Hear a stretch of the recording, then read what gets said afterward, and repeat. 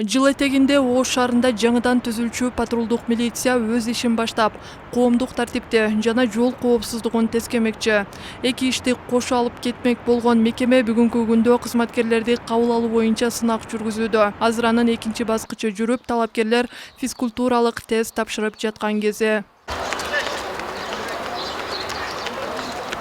Милициянын кайгул кызматына талапкерлерди тандоо боюнча сынакка жалпы 497 адам катышкан. Сынак 3 баскыч менен өтүп, биринчи этабында жалпы мамлекеттик тестирлөө болгон. Билим деңгээлди текшерген, тестирлөөнү ийгиликтүү тапшырган 315 талапкер гана физикалык күчүн сыноодо. Алардын арасында 28 жаштагы Зайырбек Абдумалик уулу да бар. Азырынча мыйзам бузуп көрө элекмин, бар жогу расстояние кармап бар 2 метрден. Азырынча жакшы эле.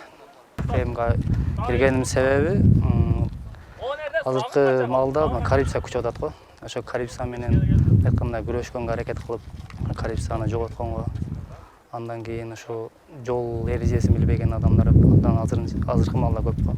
Ошого байланыштуу эми Кыргызстандын айтканда келечегине салым кошкон. Сынакка 19 жаштан 55 жашка чейинкилер катышып, алардын жарымынан көбүнүн ички иштер органдарына тиешеси жок тармактагылар түзсө, калганы азыркы күч түзүмдөрүндө иштешет. Пандемияга байланыштуу орган кызматкерлери физикалык даярдыктарын токтотушкан. Жана арасында коронавирус менен ооругандары да болгон. Бирок бул нерсе сынак тапшырууда эске алынган эмес, дешет катышуучулар. Бул боюнча эми суроо бергенбиз.